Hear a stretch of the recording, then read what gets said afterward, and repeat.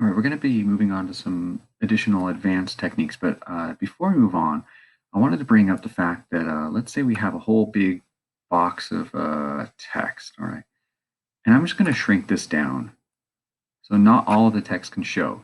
You'll notice that this little red box appears here. So it goes away if it shows all the text, but when it's not showing all the text, the red box appears.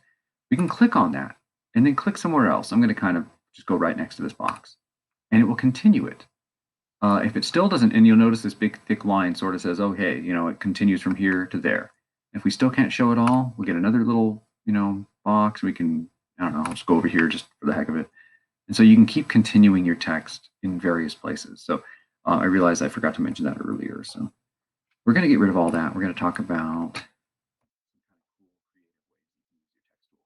So you're going to go over your right-hand side, and you'll notice that there are a whole bunch of options down here in your text tool, different types of type tool.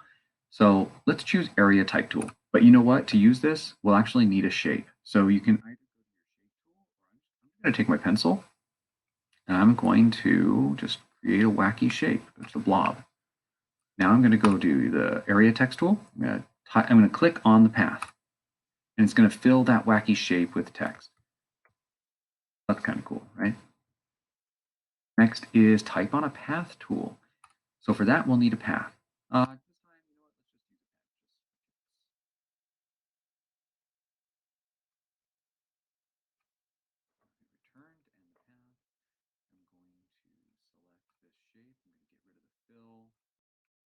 so now we just have a path. It's not even stroked.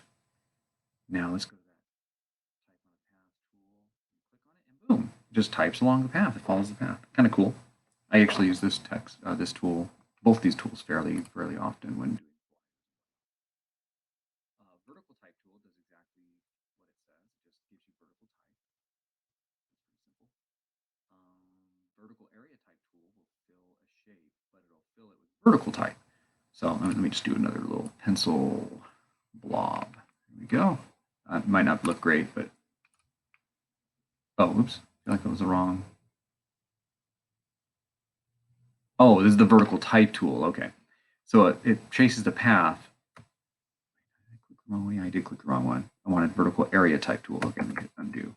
I already showed you that tool. So. All right. Vertical area type tool is what we wanted. You click on the path and it fills the shape with words. It looks better actually if this font is a lot smaller. There we go. I'm going to erase all the font. I'm going to do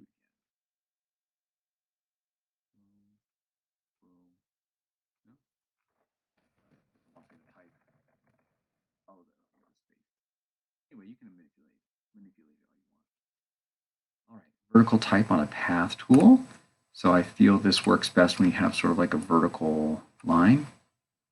Vertical type on a path, click over here, and I'm going to increase the font size so you can see what's going on here.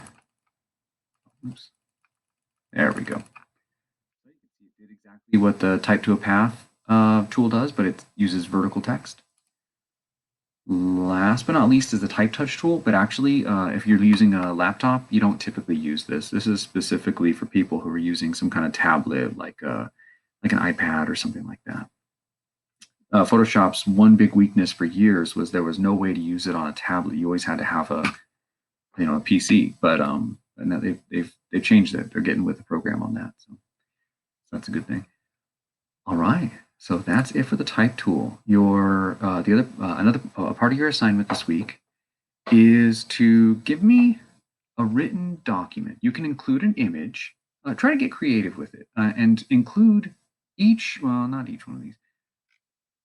Include the lessons that we've learned so far today. Try to include, you know what? Let's make that a rule. Let's do each and every single little bit. So we want like hypertext, subtext, superscript, subscript. English is hard. Small caps, type to path, type in a shape. Everything you've done, different colors, different fonts.